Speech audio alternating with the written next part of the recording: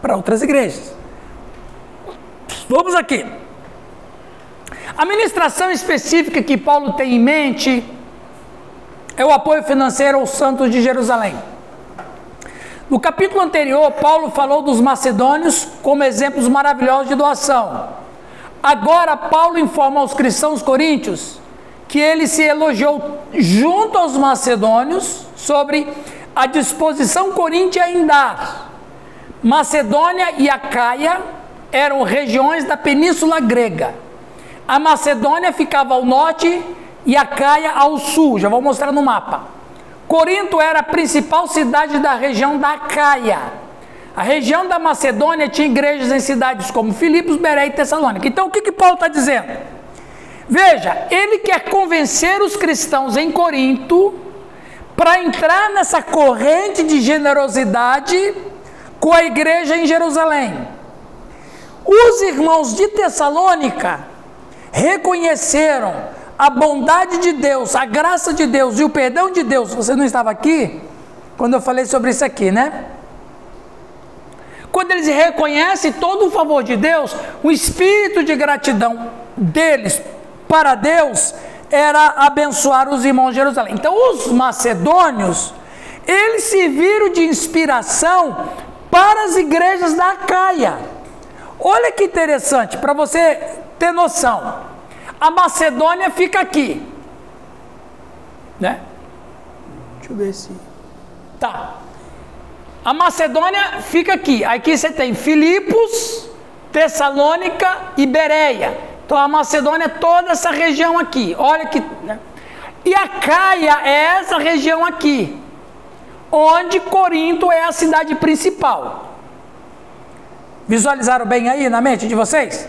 Então nós temos as igrejas da Macedônia que passavam por muito problema financeiro por causa das guerras civis e perseguição, e esses irmãos da Macedônia inspiraram a turma da Acaia.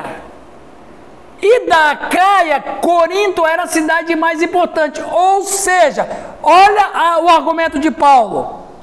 Os irmãos da Macedônia inspiraram os irmãos da Acaia. Vocês são a igreja mais importante. Não, eu tenho certeza que vocês não vão ficar fora disso. Olha que camarada danado.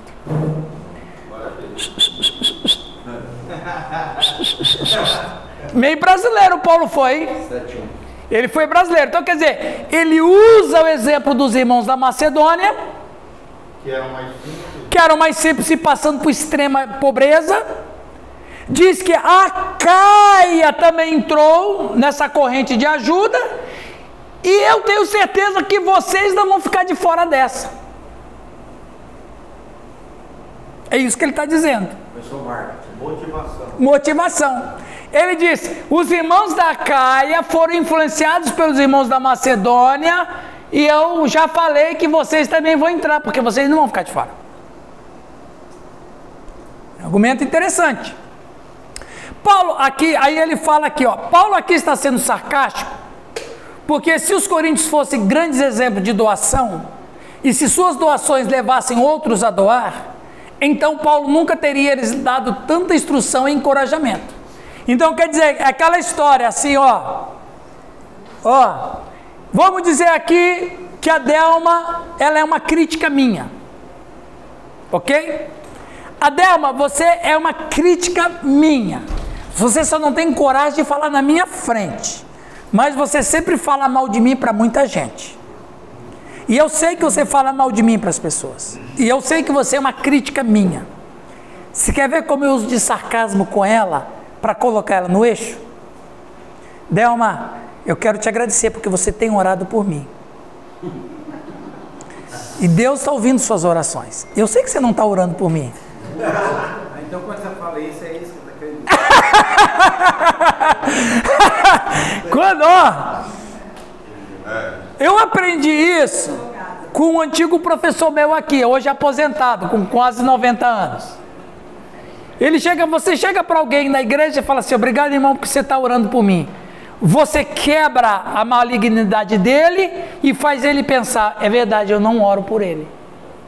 Então, o sarcasmo, a linguagem sarcástica, ela não é de toda pejorativa. Ela tem efeitos positivos. Jesus também usou de linguagem sarcástica. Paulo era o rei das ironias. Né? Então, mas faz isso para humilhar alguém? Não.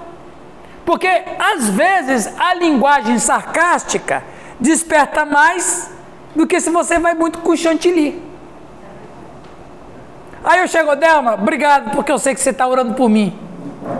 Acabou. Aí a Delma fala, puxa vida, eu não oro por ele, falo mal dele, e ele pensa que eu oro por ele. Percebe? Fala, olha, a mãozinha dela já está no pescoço.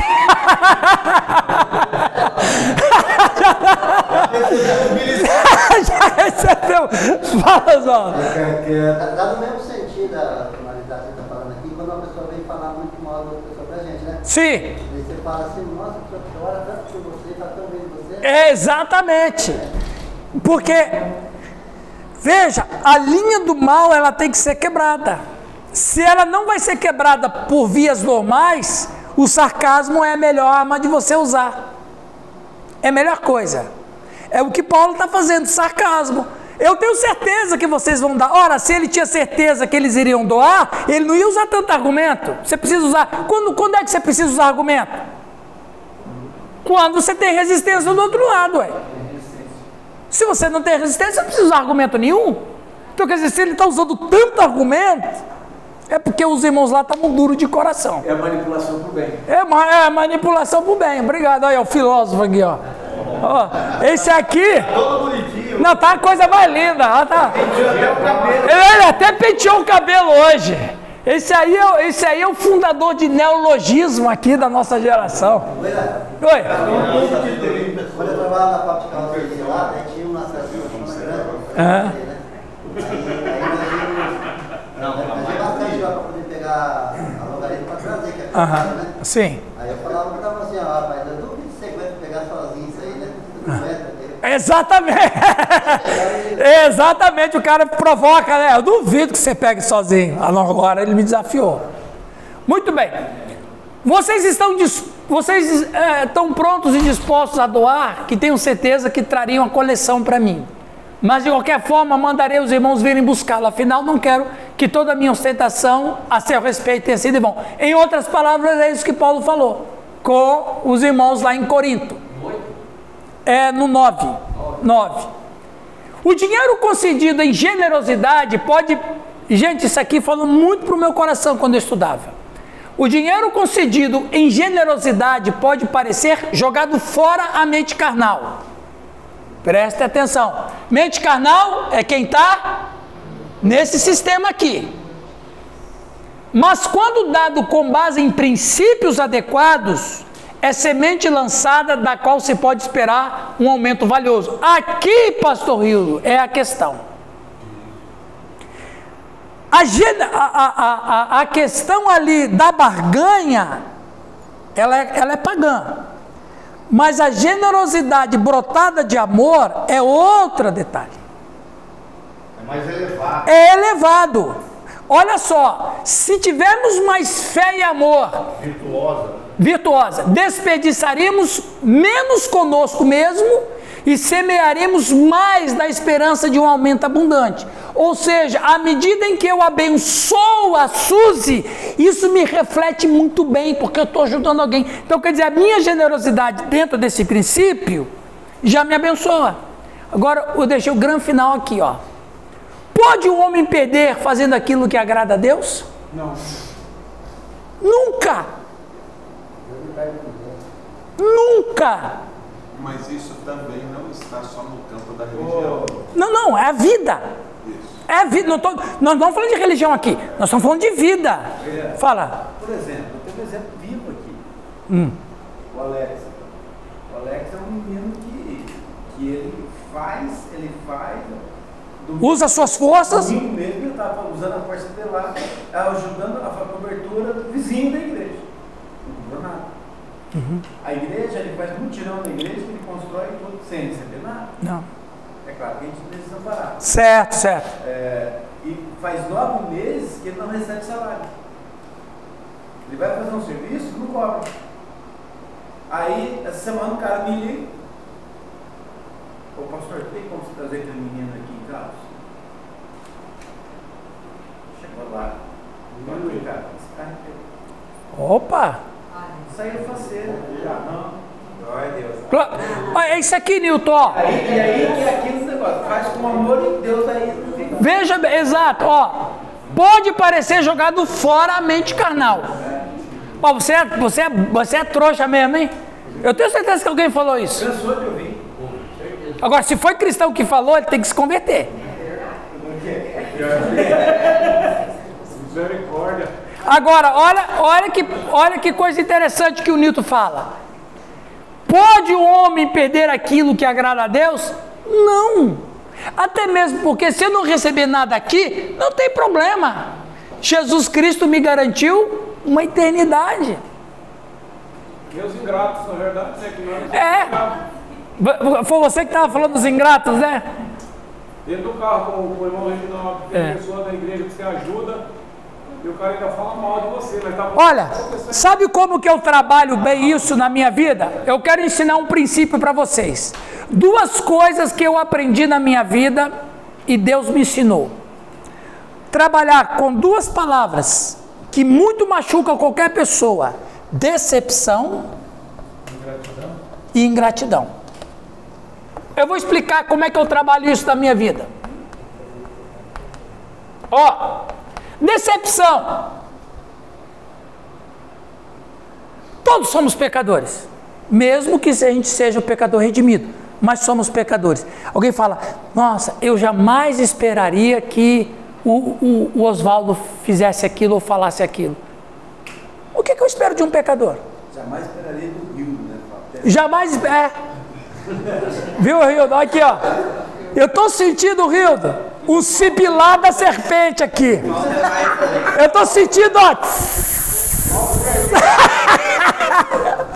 Viu? Você fala assim, hoje de manhã, viu? Hoje de manhã, eu estava conversando com a Janice na devocional do café da manhã, às 6h15 da manhã. Eu estava falando com ela o seguinte, falei: olha, acaba, eu já falei para você, não fale em público, aqui a gente fala em particular. O negócio dele é sal, Né? Eu falei assim para ela: olha, ofensa não existe. Ofensa não existe. O que existe é eu me sentir ofendido. Você pode falar o que quiser de mim, eu só vou me ofender se eu quiser. Se eu não quiser me ofender, eu vou desconsiderar. Você não está ofendido aí hoje, então? Não, eu não estou ofendendo. Não, o Rildo não me ofendeu. Glória a Deus. O Rildo de maneira nenhuma. Eu não me senti ofendido por ele. Aqui está o segredo de como você administra as contradições. Então, a Simone é uma fofoqueira. Ô Simone, a Cleonice falou que você não dá para acreditar em você, não, que você é uma fofoqueira. Ok, ou você desconsidera o que ela falou, ou você se ofende. Tira satisfação. Agora, eu particularmente, eu estava falando isso com ela hoje de manhã, eu estou passando essa experiência para vocês. Decepção é outra coisa. O que eu espero de um pecador? Olha, eu estou triste porque o Calixto tomou aquela decisão. Eu fiquei triste pela coisa que ele fez, mas eu não posso ficar decepcionado. Ele é um pecador. E outra questão aqui, ingratidão. Isso aqui machuca. Não machuca, Alex? Depende. Se você fez para Deus, meu amigo, Deus nunca é ingrato com ninguém. Então você fez algo para alguém que nunca vai ser ingrato com você. Ah, mas você ajudou fulano. Não, mas eu fiz para a glória de Deus. Se eu fiz para a glória de Deus, eu vou ficar ingrato por quê? Deus é que colheu a glória, meu. Pois é assim que eu me sinto também. Amém. Deus. Porque o Sérgio é ingrato. Não, ele não é ingrato porque eu não fiz. Você ajudou o Sérgio, ele estava numa dificuldade, você orou, ele estava no hospital, você foi lá todo dia, orava, e agora está curado da boleta. Agora, quando você precisa dele, ele diz não para você. O Sérgio é o ingrato. Não. Melhora, viu, você? Quando eu fui lá orar pelo Sérgio, eu fui debaixo de Deus. E eu fiz em primeiro lugar para Deus. Depois ele vai ser abençoado. Então ele não ofendeu, porque eu fiz a quem não me engane, nunca é ingrato comigo. Quando a gente põe Deus nas nossas contradições, você evita sofrimento. Você evita sofrimento. A gente tem que saber, é um exercício? É, mas protege a gente de nós mesmos. Porque a pior coisa, você sabe disso, é ficar preso com essas feridas aqui. Verdade. Espera. Traz doença. Não espera nada dos outros, espera pouco de si e tudo de Deus. Tudo de Deus. Correto. Agora, quando o Calixto fizer uma coisa muito boa, eu vou ficar assustado. Eu falei, como é que um pecador faz isso? Como que o Rio não conseguiu fazer isso, meu Deus? É só Deus na vida dele. Se a gente mudar a perspectiva, a gente vai evitar dores. Não aguardar as expectativas. Isso. Tenha sempre uma expectativa do controlado sobre as pessoas. Porque quando você fala que ele fez isso, puxa vida, isso me contagiou. Porque um pecador fazer o que ele faz, isso é o sobrenatural. O ordinário é o contrário. É a segunda face, né? Da segunda face. É quando o cara dá a segunda face, eu não esperava que você fosse fazer isso. O menino é da oitava, rapaz. Aí, olha aqui o apóstolo dele aqui, ó. Oitava é uma igreja generosa. Você viu? Só é isso aqui das luzinhas, né? 10% da Rapaz, eu vi aquele negócio piscando, falei, que discoteca é essa aqui em Campo Mourão que eu não conheço? Eu falei, olha, discoteca com o nome de igreja. Os anjos descem e reduzem. Essa aquela foi boa, cara. Mas na verdade, ontem no almoço lá com eles, foi um trampo, mas... Foi um trampo. E qual a expectativa eu crio para com eles? Eles vão gostar mais de mim. Isso. Não. Eu tenho a consciência que eu estou fazendo exatamente o que você está dizendo. O chefe diz assim, cuide das minhas ovelhas. Então, o que eu fiz foi... Ontem à noite lá, né? Foi cuidar. Claro. Cuidar com amor, amizade, etc. Tal. Agora, que expectativa eu tenho deles? Nenhuma. O que você pode esperar? Só ontem não chamaram nós? Não, só aquele grupinho. Só aquele grupinho que você quer entrar e ele não quer te colocar. Vamos sabendo, hein? Viu? Tem uns elotes que não quis ir. Não é porque eu não quis, não. Pior ainda. Igual aquele videozinho lá do camarada, você vê aquele vídeo, eu apaguei, que é muito engraçado. O camarada falou assim no grupo, pessoal, eu vou sair do grupo, não sei o que, e a mulher solta um cabo de vassoura na cabeça, sai logo desse grupo aí logo. E aí o cara dizendo que ele vai sair, ele disse, não, você está saindo do que eu estou mandando. Esse vídeo é muito legal, você viu, lembra desse videozinho? Sérgio, aquela é boa, né? O cara com o olho roxo dizendo, ô pessoal, eu estou saindo do grupo, viu? Ela tá saindo nada, é eu que estou mandando. É mais ou menos isso aí, né? A comida foi top, mas o melhor foi A resenha. uma segunda de primeira. Viu, Simone? Esse desenho eu lembrei de você. O que está nesse desenho ali? A Simone vai fazer a interpretação do desenho. Vai lá, Simone. Meu coração na cruz? Não, é o coração, mas aonde? É toda uma cruz ali, né? Mas é uma cruz, mas é onde? Não ofertando. Exatamente. É um gasofilácio. A pessoa está oferecendo para Deus seu coração. Entendeu? Então veja. Manda no grupo isso aí. Eu vou mandar. Eu vou mandar só o slide sem letras, ok? Só a imagem. É só a imagem. Ele é capaz de fazer abundar em nós toda a graça e abundar em nós, para dar grande aumento de coisas boas, espirituais e temporais. Ele pode fazer com que tenhamos o suficiente em todas as coisas e nos contentarmos com o que temos. Deus não dá apenas o suficiente para nós mesmos, mas também aquilo que podemos suprir as necessidades de outros. E isso deve ser como uma semente semeada. Então Deus me dá para quê? Para eu ficar um pouco comigo e repartir o resto. Esse é o princípio.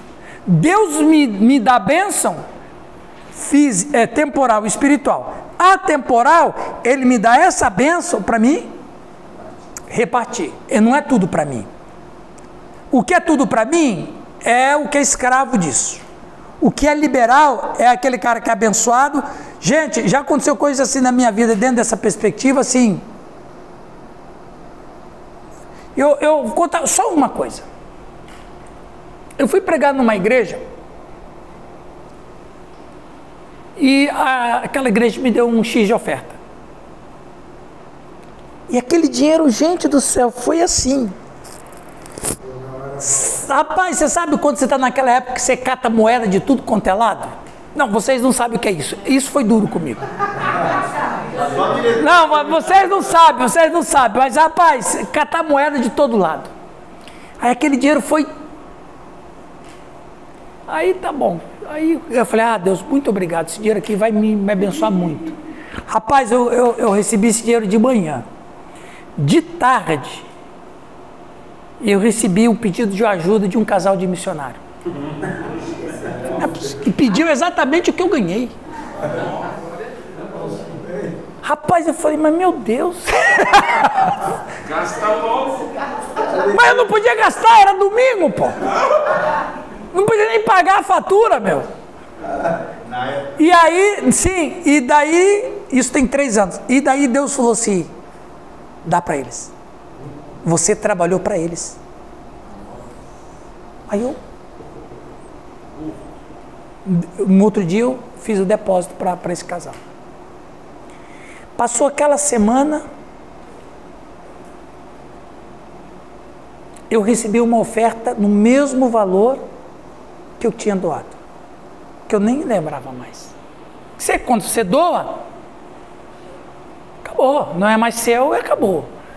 Isso é Deus dar coisas para nós, para a gente dividir, para a gente repartir. E quando você está sentado no culto, assim, seu pastor é seu marido, ele está pregando, ele pega a chave do carro assim e fala, olha, estou doando meu carro. Fala o nome dessa igreja, Simone. Eu não sei. Eu fiquei 2 anos sem carro, pastor, com 3 crianças. Já pensou? Foi duro. Veja. Generosidade, pessoal, a gente precisa ensinar isso. Olha que imagem mais legal. Olha, Oswaldo, o que você acha? Mas hoje, pastor, as crianças estão com 2 carros. Olha que benção. Dar porque é preciso e não porque quer, não traz recompensa. Dar porque é preciso e não porque quer. Pô, você vai dar aquele dinheiro lá, Sérgio? Cara, eu sou obrigado a dar e vai ficar mal para mim se eu não der. Esquece. Mas estava mostrando agora de poder. Você tem que dar, que a gente pode fazer falta. Não dá porque a igreja precisa, dá com alegria. Com alegria. Igual aquela história bem assim. Um dia veio uma pessoa pregar na minha igreja e eu tenho esse princípio de abençoar com a oferta, quem vai pregar. Dentro das minhas posses, como as igrejas da Macedônia, né? Aí alguém falou, eu falei assim, nós vamos ofertar X reais para essa pessoa. Mas essa pessoa nem precisa. Porque é um pastor que ganha. Uau! Falei, não importa.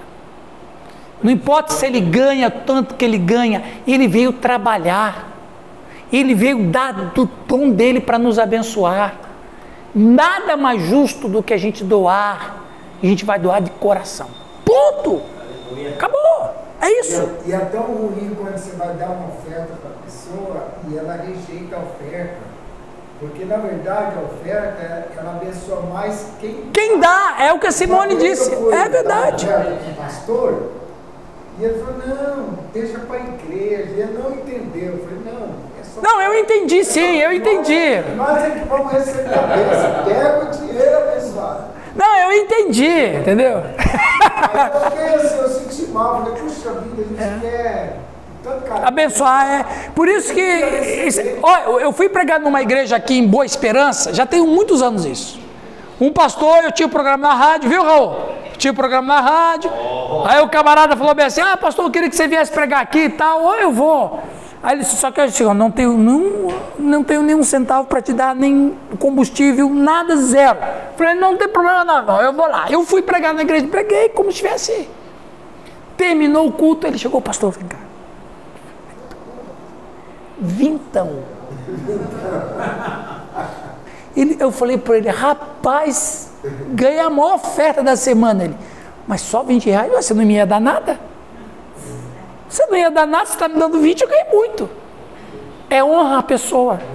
A honra a pessoa. Meu irmão, segura essa que agora é a última. Não, isso aqui está parecendo testemunho da Universal, hein, pessoal? Eu e a Simone fomos pregar lá na Renovada, no Castelo dos Sonhos. Onde que fica, Nilton? Fica no sul do... Você dormiu para pregar lá? Não, se liga, norte do Mato Grosso, sul do Pará. Tá ali, cara, fim do mundo, legal, fim do mundo. Aí cheguei lá, só tem uma rodovia que devia ser dar uma poeira, tá? Igreja simples, mas tinha uma irmã lá, bem pentecostal, era a maior igreja nossa. Renovada é isso aí mesmo. E convidou a Simone para pregar para as mulheres. Olha. Nossa, eu falei, vai lá, que bom, não é só eu que vou pregar, só eu vou participar. A igreja cheia de mulheres, mas tinha umas 200 mulheres. Um pãozão, mulherzinha assim. Coquinho. Coquinho, coisa assim, mulher simples. É, e eu e o pastor, os homens, ficamos lá. Aí eu era nessa, pregou, a irmãzinha chegou no final, nós vamos ofertar a irmã. Por favor, aqui, fiz uma fila, velho. Era tudo botando lá no envelope lá. As irmãzinhas, sem mole no meu coração, né? Da riqueza. Olhou e sentiu o coração falar, eu não vou pegar dinheiro dessas irmãs. Chegou para a pastora na frente da igreja com um envelopão assim, irmã, por favor, eu quero ofertar a igreja. Irmã, eu na frente da igreja falou o quê? Pegou, amém. Eu na porta, irmão, na hora das irmãs saírem para ir embora, só Mercedes para pegar. As irmãs eram tudo fazendeiras ali. Eu olhei aquilo. Falei, irmão, volta aqui, volta aqui. Jamais só saí. Sem a minha permissão. Aquele envelope, meu irmão, endireitar a minha vida. Já pensou, cara? Vamos para o capítulo 10. Estamos terminando. Capítulo 10, gente, o capítulo 12 é fantástico. Capítulo 10, Paulo defendendo o seu apostolado. Vamos ler versos 1 a 7. Ok, Giovanni, pode ler para nós, varão? Precisa quanto tempo aí para... Vão, 2 Coríntios 10. Pode. Dizem que eu sou humilde quando estou com vocês, mas duro quando estou longe. Pois eu, Paulo, faço este apelo a vocês em nome de Cristo, que foi carinhoso e bondoso. Quando eu for aí, não me obriguem a ser duro, pois eu tenho certeza de que posso agir com dureza contra os que afirmam que fazemos as coisas por motivos humanos. Ixi. É claro que somos humanos, mas não lutamos por motivos humanos. As armas que usamos na nossa luta não são do mundo, são armas poderosas de Deus, capazes de destruir fortalezas e assim destruirmos ideias falsas. E também todo orgulho humano que não deixa que as pessoas conheçam a Deus. Dominamos todo o pensamento humano e fazemos com que ele obedeça a Cristo. E quando vocês provarem que são obedientes, estaremos prontos para castigar qualquer desobediência. Vocês julgam as coisas pela aparência. Se uma pessoa tem certeza de que pertence a Cristo, deve pensar de novo a respeito disso, pois nós também pertencemos a Cristo tanto quanto essa pessoa. Gente, aqui é aquela história, Rose, você só é corajoso porque você está no telefone. Eu quero ver aqui você dizer cada coisa que você está falando na nossa frente. Ah, você só é corajoso na rede social. Vem falar isso aqui. Vem aqui. É isso. Paulo, ali, Giovanni, como julgar um apóstolo? Então o que está acontecendo lá, Cleonice? Não era a igreja de Corinto. Alguns da igreja de Corinto, alguns, sempre é isso. É que a igreja de Corinto era boa, ela só tinha um probleminha ali com alguns. O duro que é os alguns é que é complicado. Então ali, Cleonice, alguns da igreja que não gostava de Paulo. E por que não gostava de Paulo? Porque Paulo era um sujeito que dizia a verdade dura na frente deles. E a carta de Paulo foi severa. Então essa turma rejeitava Paulo e dizia que ele não era apóstolo. Quer dizer, humanamente falando, ele não tinha nenhuma característica para ser apóstolo, porque ele não andou fisicamente com Jesus, mas ele esteve com Jesus. E quem o chamava de falso apóstolo, na verdade, falso apóstolo, vocês já ouviram isso em algum lugar? Como é que é lá, Giovanni? Você que é marxista, como é que é? Acuse-os do que você é. Não é assim, Giovanni? Vocês marxistas pensam? Então, acuse-os do que você é. Os caras lá, alguns lá de Corinto, estavam dizendo, eles eram chamados, Paulo também não era santo, né? Super apóstolos. No grego é super apóstolos. Paulo chamava eles do grego de super apóstolos. Aí, os caras que se achavam super apóstolos, estavam dizendo que Paulo não era apóstolo. Mas quem não era apóstolos eram eles. Pelo menos não estavam agindo como. Pelo menos não estavam agindo como. Não, ele não era mesmo. Mas eles se achavam que eram. E Paulo estava nesse debate, nesse texto que o pastor ali leu. Agora olha lá. Paulo admitirá que ele anda segundo a carne, no sentido que todos nós fazemos. Todo mundo é carnal, não é? Ninguém aqui é espírito. Deixa eu ver se tem um espírito aqui. Não, toque você, é carne, não é? Então, é carne mesmo. Houve uma época que era mais banho do que carne, né? Agora. Ele é um ser humano de carne e osso e luta com as mesmas coisas contra as quais os cristãos de Corinto lutaram. Contudo, Paulo quer deixar claro que ele não guerreia segundo a carne. Vamos voltar para aqui? Que arma que eu uso? Daqui, desse sistema, e não desse sistema. Aqui está a diferença. O cristão usa a arma desse sistema que ele faz parte agora, e não do sistema que ele fazia parte. Vamos lá. Quando Paulo lutou, as suas armas não eram materiais, mas espirituais, adequadas para a guerra espiritual. Parece que alguns confundiram na maldade sua gentileza e mansidão para com eles com fraqueza e o acusaram de covardia por ser ousado apenas quando lhe escrevia de uma distância segura. Então, eles confundiram bondade com fraqueza. O mundo pensa isso, não é? O mundo pensa isso. O Sérgio é um bobo. Como é que o Sérgio vai ajudar um cara que... Percebe? O mundo confunde bondade com fraqueza. É a mesma história.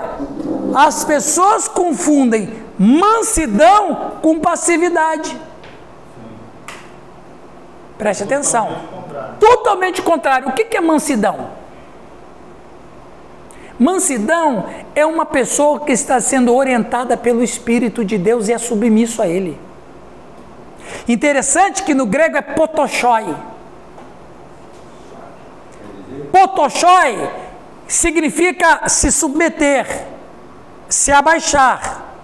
Mas potoshoi também, você sabe quando sopra aquele vento, aqui por exemplo na nossa região agrícola, quando sopra aquele vento no soja, e o soja fica todo baixado, pendido, aí passa o tempo, Mas quando o vento passa, quando você está numa estrada, que você vê as plantações, as moitas arriadas, o que você vai fazer?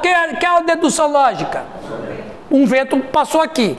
Isso no grego é potoshoi. O manso é esse sujeito que está amassado porque passou um vento sobre ele. É o vento do Espírito Santo que passa sobre uma pessoa e ela se dobra, como uma moita se dobra quando o vento passa sobre ela. Isso é lindo. No grego, potoshoi. Potoshoi. Você está xingando ele, esse é um Photoshop. É verdade. É verdade. Eu e você, nós temos que ser o potoshoi nesse mundo. Como é que é? Patachoca, né? Parece uma linguagem. Então veja, a Bíblia fala que Moisés foi o varão mais manso. Mas Moisés não bateu na pedra e matou o cara. Como é que um cara manso faz isso? Então quer dizer que mansidão não é passividade. Mansidão é outra coisa. Mansidão é o cara que pega um bando de escravos numa ponta e entrega na outra ponta uma nação com regulamentos, com leis, com estatuto, com liturgia, com culto. Ele pega uma ponta de escravos numa ponta e na outra ele deixa, que é um povo ágrafo, que não tem literatura, e deixa na outra ponta um povo com livros, com leis e com literatura, com estatuto. Um cara desse é o quê? Potoshoi. Manso. Culto fúnebre também, todo mundo, não é só dois. O quê? O cara fez culto fúnebre todo dia. Pois é, aos montes. Ok? Então Paulo disse, não, eu sou manso. Mas é porque é o Espírito Santo que deu. Olha que coisa linda essa aqui. As armas carnais às quais ele renunciou foram as formas manipuladoras e enganosas que seus oponentes usaram. Quem não tem argumento usa o que para lutar? Mentira, calúnia, difamação, afronta. Paulo não defenderia suas credenciais apostólicas com armas carnais usadas por outros. Confiar nessas armas exigia fé em Deus em vez de métodos carnais. Mas, na verdade, estas armas são poderosas em Deus para destruir fortaleza. Ele diz aqui, sofisma. Eu já falei para vocês, eu vou repetir. Sofisma era uma filosofia que transformava mentira em verdade. Aliás, a gente tinha várias classes de filósofos, né? Tem os estoicos, os aristotélicos, os platônicos, de várias classes de filosofia. A classe dos sofistas era a classe mais odiada. Sabe por quê? Porque todo filósofo, ele estava em busca da verdade. Todo filósofo buscava a aletheia. Não é isso aí, Sérgio? Sim. Aletheia. Isso. Eles procuravam a aletheia. Jesus disse, ego em mim, rerodós, relete, redzue. Eu sou a verdade. Os filósofos procuravam a verdade. Todos eles poderiam diferenciar da metodologia, mas a busca era uma só, a verdade. Os sofistas eram odiados porque eles iam no caminho ao contrário. Eles não estavam querendo encontrar a verdade, eles estavam querendo fabricar uma verdade e usavam a mentira. Vender conhecimento. Mas esse é o problema. Eles vendiam um conhecimento tortuoso, porque todos eles vendiam conhecimento. Não, nada. Viu, Sérgio? O Sérgio ali falou uma coisa interessante. A linguagem sofista é a linguagem do político na democracia, em qualquer democracia. Porque olha esse governo atual aí. Ele está transformando uma mentira numa verdade. Isso é um diálogo sofista. Então Paulo diz o seguinte, que as armas de Deus é poderosa para anular sofisma. Ou seja, quais são as armas de Deus? Ou seja, nada resiste diante da verdade. Nada. A mentira toma conta por um tempo, mas não o tempo todo. Entendeu? E não é em todos. Não é em todos. A maneira carnal e humana é dominar, manipular e manobrar. O caminho espiritual de Jesus é humilhar-se, morrer para si mesmo e deixar Deus mostrar seu poder da ressurreição através de você. A gente pode ganhar uma batalha sem falar uma coisa, só orando. As nossas armas espirituais são desprezadas pelo mundo. Me lembrei agora do molinismo, Miguel de Molinas. Miguel de Molinas foi um místico cristão católico do século XIV. E o Molinas, ele é um dos pais de uma filosofia cristã chamada quietismo. Não sei se vocês já ouviram falar. Quem já ouviu falar? Quietismo, já ouviu? O quietismo trabalhava da seguinte maneira, Rose: a resposta que você vai dar para a vida é o silêncio. Por quê? Miguel de Molinas vai dizer, é porque enquanto você está em silêncio, você está orando. E quando você ora em espírito, Deus age. Então, ele era o quietismo, ele é o pai do quietismo. Ok. Só que o Miguel de Molinas, ele foi acusado de herege. E ele foi comparecer perante a banca de bispos para explicar as heresias dele. Aí, ele ficou quieto diante dos julgadores. E os caras falavam, fala, Miguel, se defenda das acusações de heresia. Ele disse, eu estou me defendendo. Mas você não está falando nada? Não, porque eu estou orando no espírito. E Deus só me responde no quietismo. Então, lógico que ele teve discípulo. A resposta que ele dava em silêncio. A resposta que ele esperava de Deus era em silêncio, em espírito de oração. Miguel de Molinas. É a arma da Simone. Oswaldo, você vai falar alguma coisa? Eu já estou falando. Tá? Estou no meu espírito, eu estou falando com Deus. Deus, mostra para todo mundo a verdade.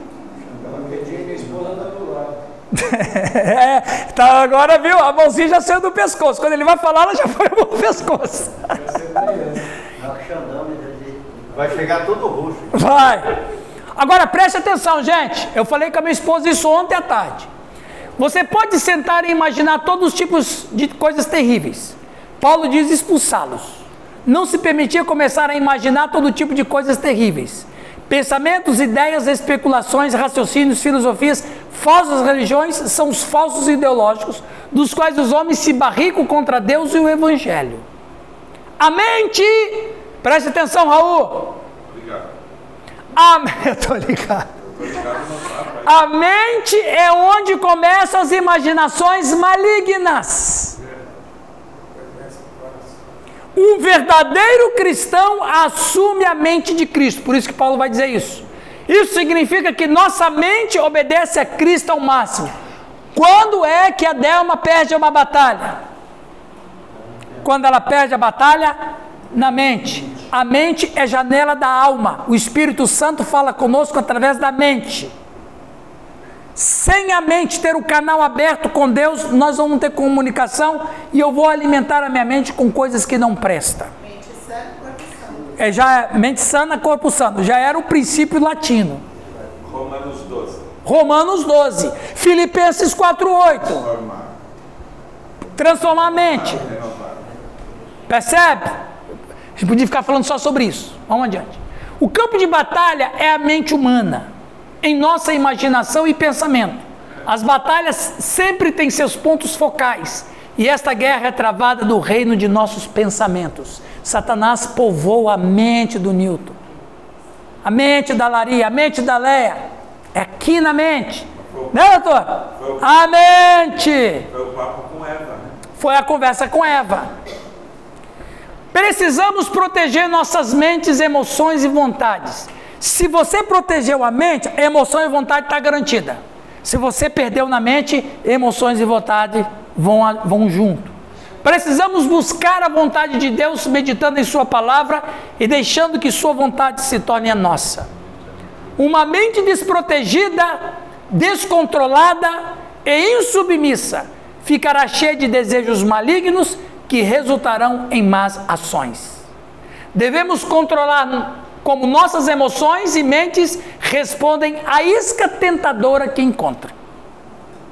Meu amigo, o ser espiritual, o cristão espiritual, é aquele que protege a mente.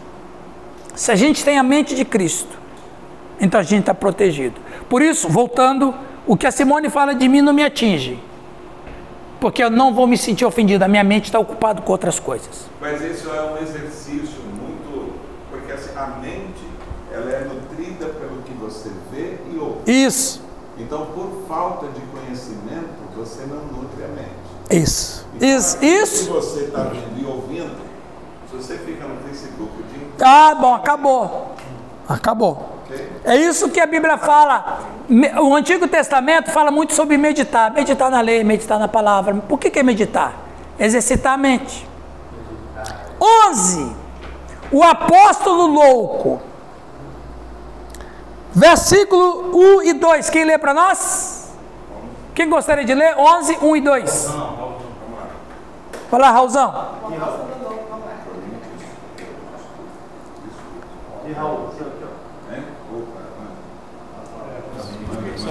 Está acabando, pessoal. O livro é 1 e 2. Eu gostaria que vocês me suportassem, mesmo quando sou um tanto louco. Por favor. Muito louco! Viu, pessoal? A frase do Raul é bíblica. É bíblica. É teológica. Muito louco! O mesmo zelo que Deus tem por vocês, eu também tenho. Porque vocês são como uma virgem pura que eu prometi dar em casamento somente a um homem. 3. É Cristo. 3. Pois, assim como Eva foi enganada pelas mentiras da cobra, eu também tenho medo de que a mente de vocês seja corrompida e vocês abandonem a devoção sincera e pura a Cristo. Veja, olha que interessante essa defesa dele. O objetivo de Paulo é justificar-se. Lê ali, Raul, ali no, já que você está com o microfone ali. O objetivo de Paulo é justificar-se das acusações que foram feitas contra ele e, especialmente, justificar suas reivindicações ao ofício apostólico. Disse que quando ele mencionou essas reivindicações, ou mesmo se vangloriou de seu trabalho, ele tinha motivos para fazê-lo. Parece que eles o acusaram de loucura por se gabar como ele havia feito.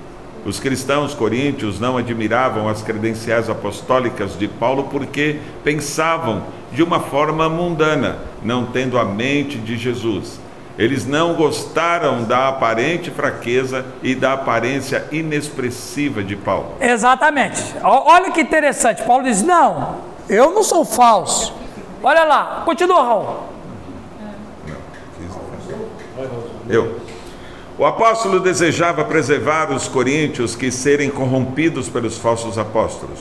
Há apenas um Jesus, um Espírito e um Evangelho para ser pregado a eles e recebido por eles. Veja bem, há somente um Jesus, um Espírito, um Evangelho, aí nós poderíamos acrescentar um céu.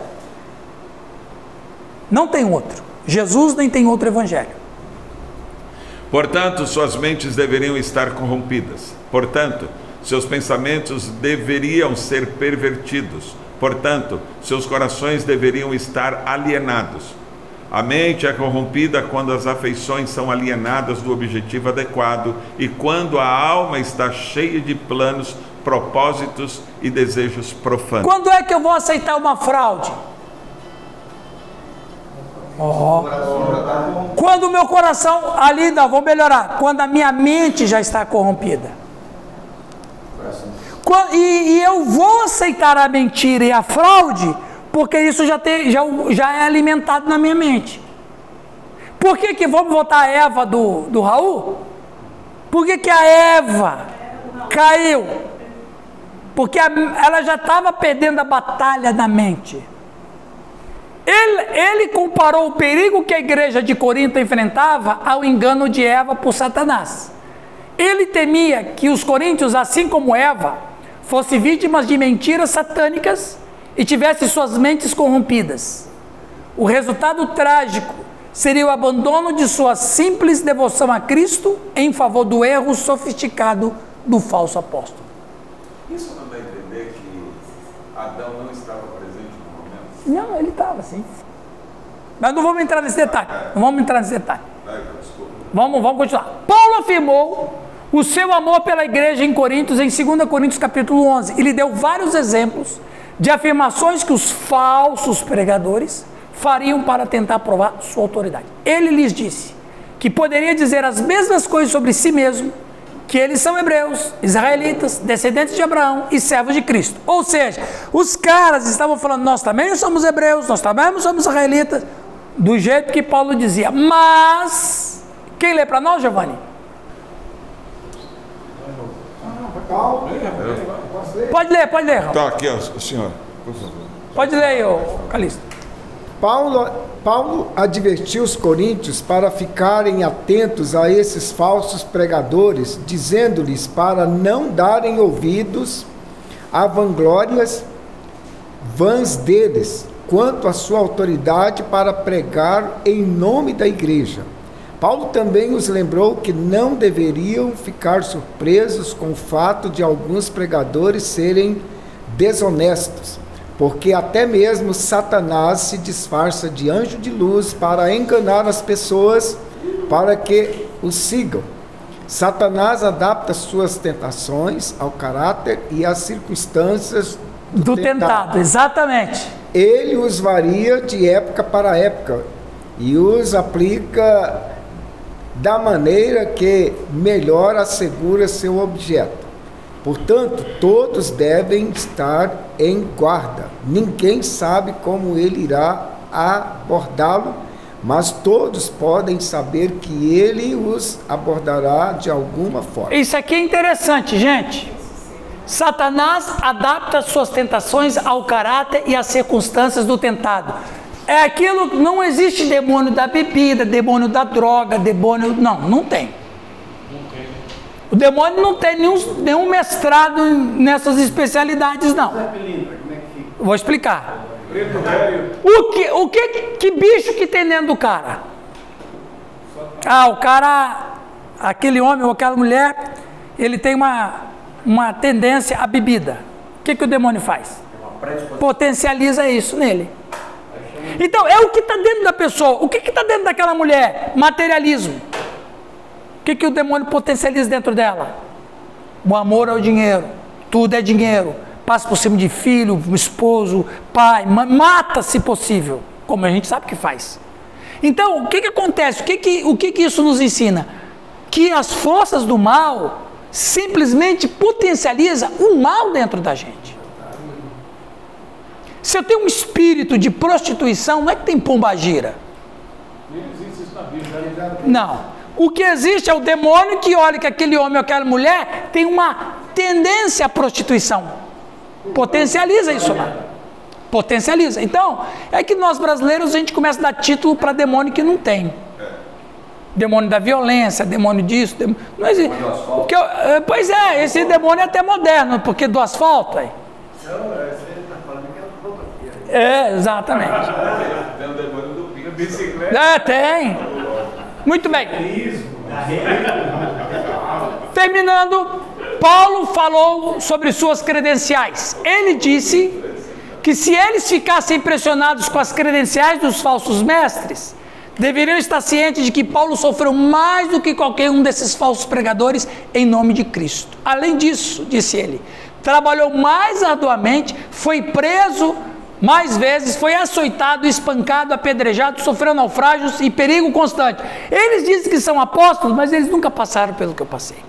Agora, para terminar capítulo 12, tem um texto que vocês conhecem bem, que é o apóstolo que foi arrebatado. Todo mundo conhece esse texto, não conhece? Presta atenção. Lari, Olha a humildade de Paulo. Alex, Paulo foi obrigado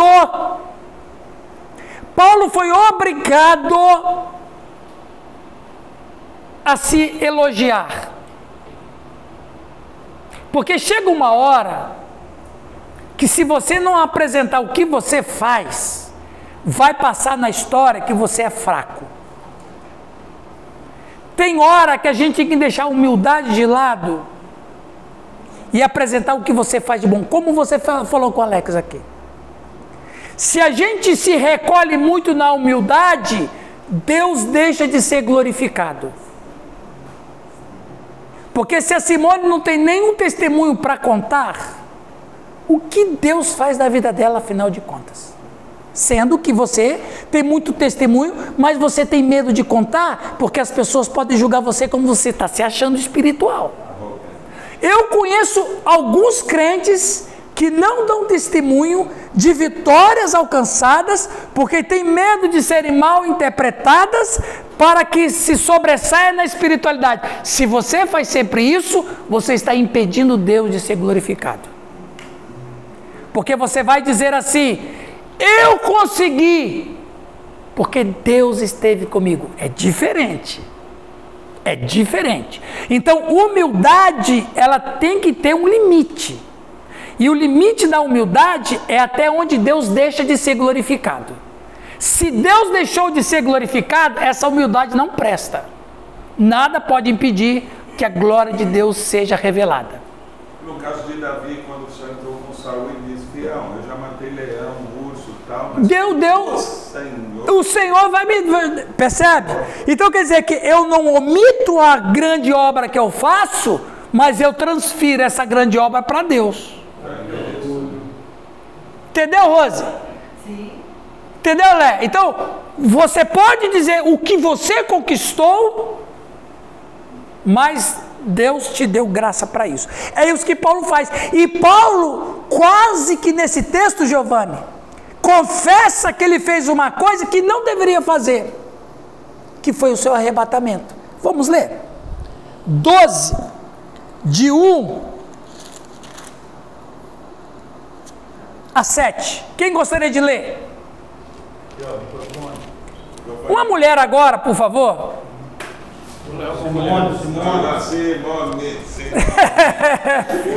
Vamos ali, lê a Simone para nós. Embora não adiante nada, eu preciso me gabar de mim mesmo.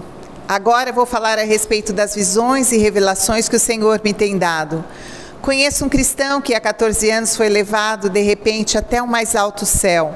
Não sei se isso de fato aconteceu ou se ele teve uma visão, somente Deus sabe. Repito, sei que esse homem foi levado de repente ao paraíso. Não sei se isso de fato aconteceu ou se foi uma visão, somente Deus sabe. E ali ele ouviu coisas que palavras humanas não conseguem contar. Eu me gabarei desse homem, mas não me gabarei de mim mesmo, a não ser das coisas que mostram as minhas fraquezas. No entanto, se eu quisesse me gabar de mim mesmo, isso não seria uma loucura, porque estaria dizendo a verdade.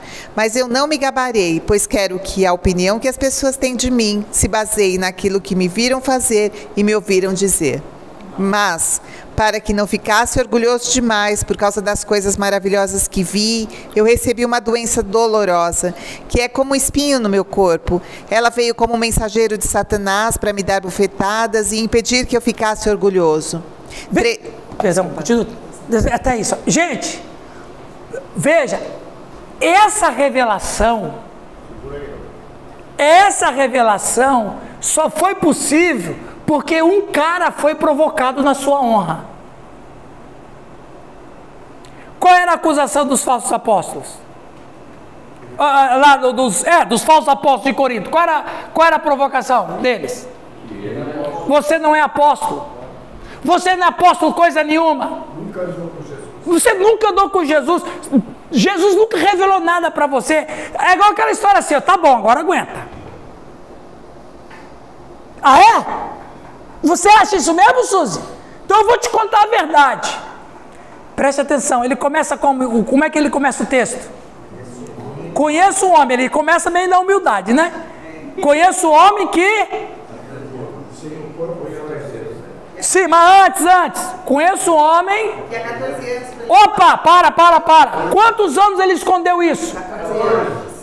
O cara tem uma revelação dessa e por 14 anos ele esconde.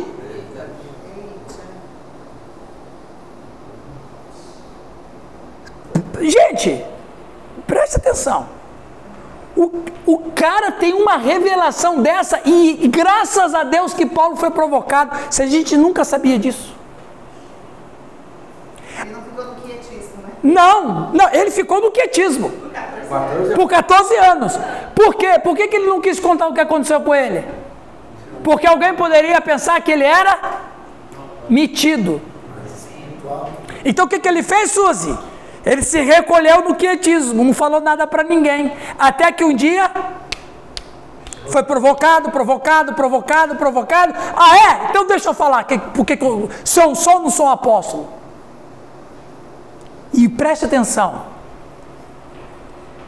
Capítulo 12 é uma continuação do mesmo assunto geral que foi discutido nos 2 capítulos anteriores. O desígnio geral do apóstolo é defender-se das acusações apresentadas contra ele em Corinto, especialmente o que parece da acusação de que ele não tinha direito nem caráter de apóstolo. Por isso, você tem um direito dado por Deus de contar uma coisa gloriosa que aconteceu na tua vida.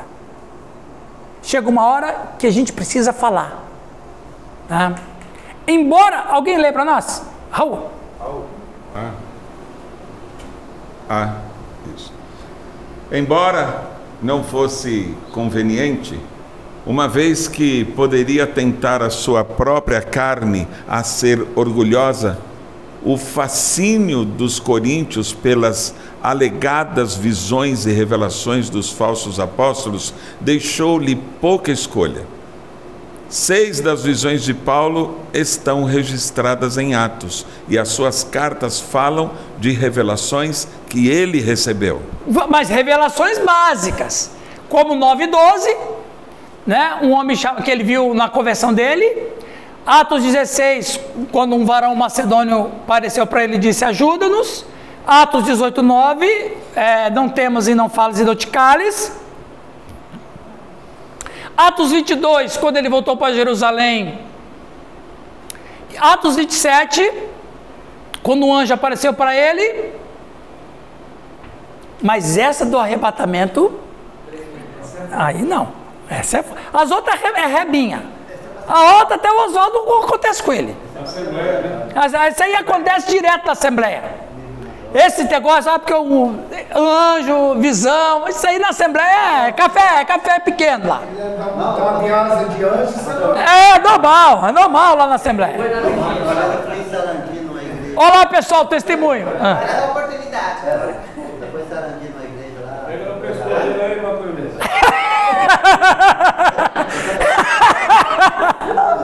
Eu estava com o presbítero, né? Aí ele vai sentado assim, no culto lá. De repente entrou um velhinho, tá com uma orelha desse tamanho. Ela tá entrando os anjos lá agora. Ai, Clarice, é desse nível. Ele não resistiu.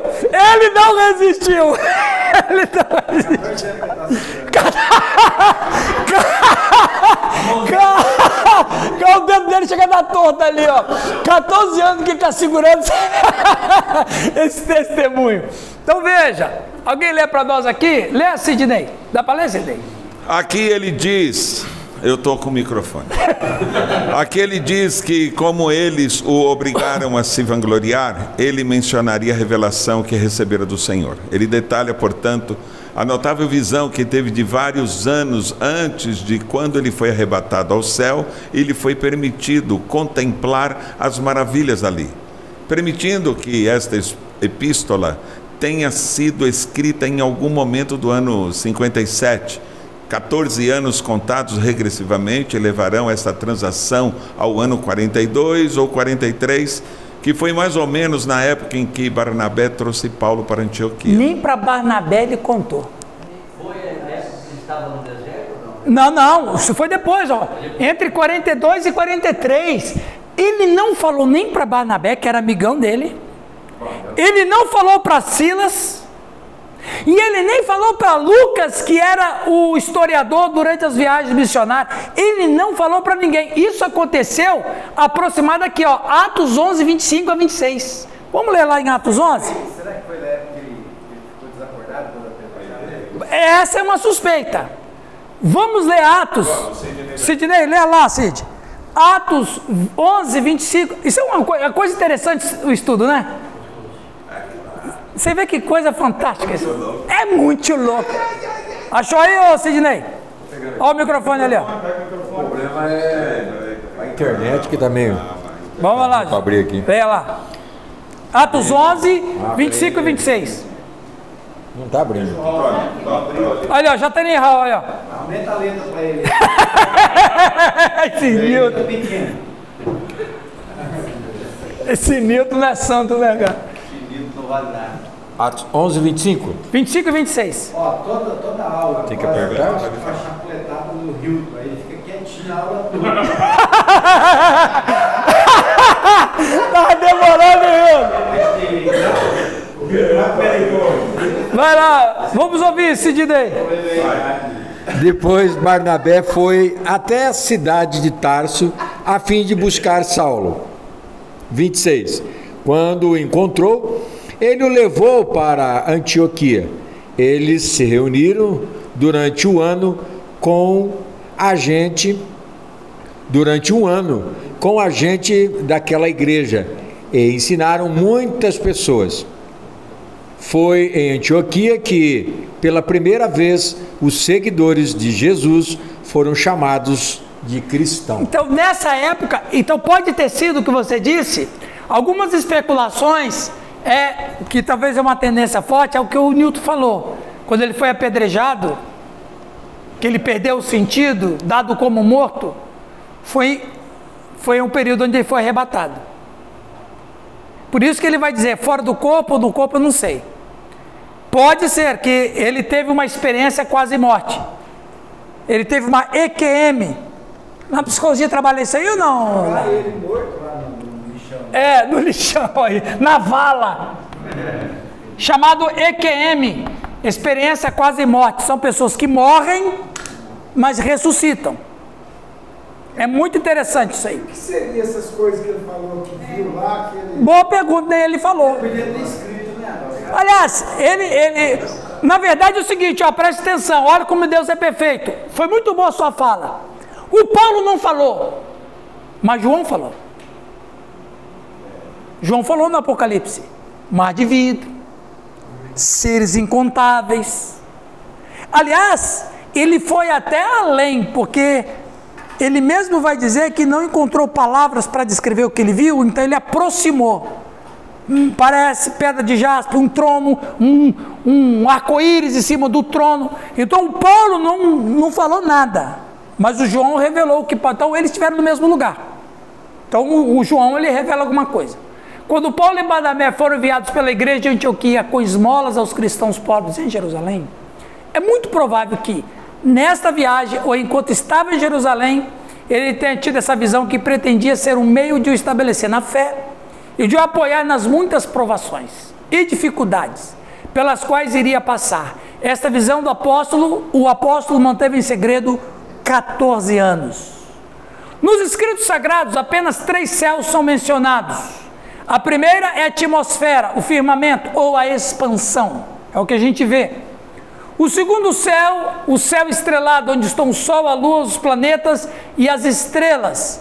Mas esses dois são frequentemente expressos sob um único termo, expansões. E em ambos, parece ser expresso por o firmamento do céu. É a morada de todos os seres angélicos sobrenaturais. Então aí na cultura judaica vai dizer que o segundo céu é a morada dos anjos.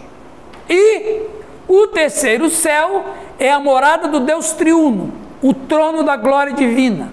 Sua localização não foi revelada ou provavelmente expresso pelas palavras os céus dos céus. Mas sobre esses assuntos as escrituras nos fornecem pouca luz.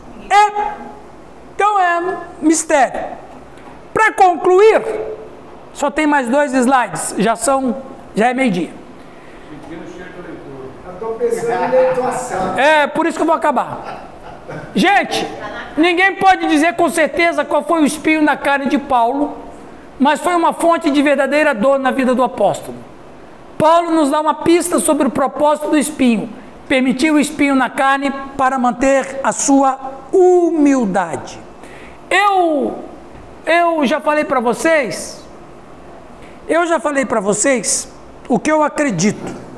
Não é uma afirmação, mas é uma ideia minha ideia. Eu acredito que o espinho na carne que Paulo tem é a sua consciência.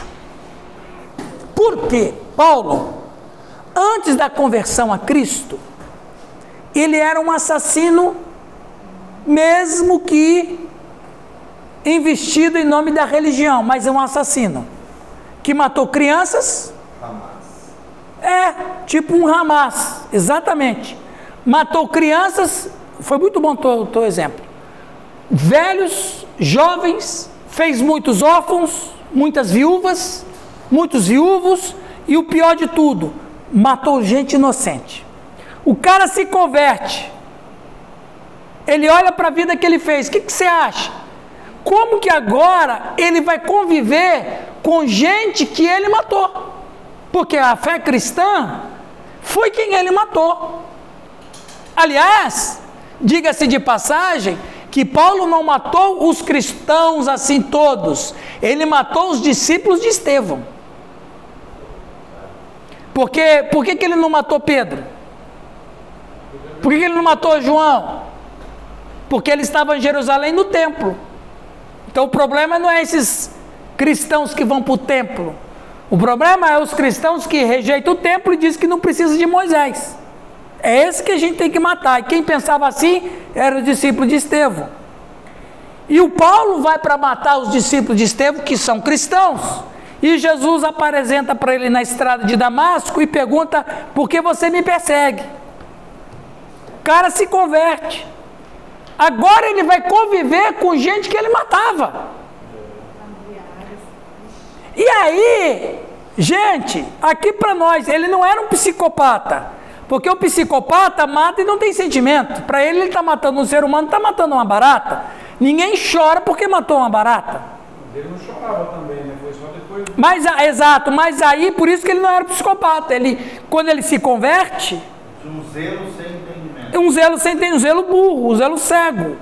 Mas quando a lucidez vem a tino, ele fala assim: o que eu fiz comigo? Aí, é minha interpretação, o espinho na carne, porque a mente é física, não é? Ela armazena coisas, mas ela é físico. A mente é física. O cérebro é físico.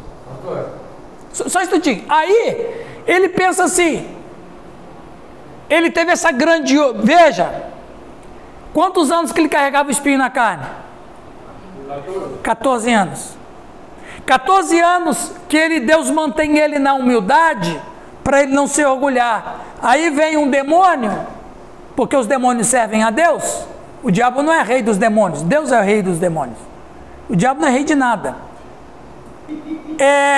E Deus manda o demônio e fala: quando ele começar a querer se orgulhar, porque ele teve essa revelação máxima, lembra para ele quem ele era. Lembra para ele, acusa ele. O Paulo foi o único cristão que não se livrou do acusador.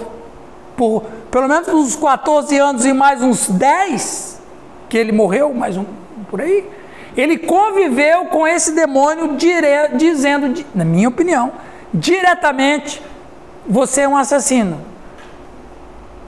Veja que coisa. E aí ele não fala isso para ninguém, porque já tem um demônio que buzina. Se ele falar, a coisa piora. E você veja que ele é tão provocado que ele não resiste e fala. Mas e quando ele fala sobre o que ele viu, ele sabe que o demônio vai vir com força. Mas ele tem que se defender mesmo que eu sofra as acusações. E aí você vai ver em Filipenses 3,14, que ele diz assim: esquecendo-me das coisas que para trás ficam. Gente, se tem uma pessoa que tinha que deixar o passado para trás, era ele. Fala, pastor Sérgio. Eu só estou mandando uma dúvida aqui. A gente não pode duvidar da palavra nunca. Nenhuma, mas as traduções erram muito. Por exemplo, a gente lê sempre Espinho na Carne. A versão que a pastora Silvia deu, doença dolorosa. Nova tradução da linguagem de hoje. Como é que fica exatamente? Aí você tem que ir para o original. No original, a palavra espinho é estaca. É uma estaca. Então não pode ser que não seja uma doença. Não. Então, é uma doença, vamos dizer que é uma doença psicossomática. Houve erro na tradução da linguagem de hoje? Não é que houve, é que é isso mesmo. Não, é isso aí mesmo. Na verdade não é SPB. Essa aqui é tradução que tem séculos. Mas a SPB que fez a nova? Não, a SPB só traduziu o que já estava traduzido por João Ferreira de Almeida. Ela, exatamente. Se você tiver, por exemplo, alguém que escreveu na mente do pastor Irã essa questão, ele falou que é uma coisa da mente. Agora, claro, você vai ver que tem, vocês que estudaram sabem, uns vão dizer que ele tinha problema na visão, o Cirilo de Alexandria vai dizer que ele tinha problema no ouvido. Aí querer revelar o que a Bíblia não mostra. Agora, o que faz a interpretação? É estudar as pistas que ele deixou. Um mensageiro de Satanás que ficava tentando ele. Aí, para concluir, gente, esse tipo específico de apóstolo não está presente na igreja de hoje. As qualificações desse tipo de apóstolo eram ter sido uma testemunha do Cristo ressuscitado, que Paulo viu, ter sido explicitamente escolhido pelo Espírito Santo, que Paulo foi, e ter a capacidade de realizar sinais e maravilhas que Paulo fez. A responsabilidade dos 12 apóstolos, estabelecendo os alicerces da igreja, também defenderia a sua singularidade.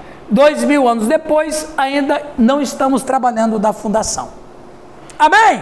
Amém. Sim, pode falar. Se era mensageiro de Satanás, como é que Deus enviou? Você falou dos demônios, Deus... Sim, Deus mandou, ué. Deus mandou, o demônio obedeceu. Como Deus mandou, viu? Deus tem controle sobre tudo. Como Deus mandou um demônio perturbar Saul. Não, diz o espírito maligno da parte do Senhor. Que às vezes as pessoas falam assim, olha lá. Não, todos os demônios estão submissos a Deus. Só existe um rei no universo. Os teus demônios se prostram. Não tem como. Um rápido testemunho. Eu era seminarista, estava pregando numa igreja. Faz tempo, hein? Lá em Paranacite. E aquele culto, aquela frieza, o povo abrindo boca, ninguém dava glória a Deus. De repente, um demônio pegou a mulher. Olha! Menino do céu, foi terrível isso. Aí. Quem estava com sono acordou? A partir dali, o culto foi uma vez. Deus mandou o Satanás lá. É verdade aí, viu, Simone? Viu? Gente, deixa eu pegar os certificados.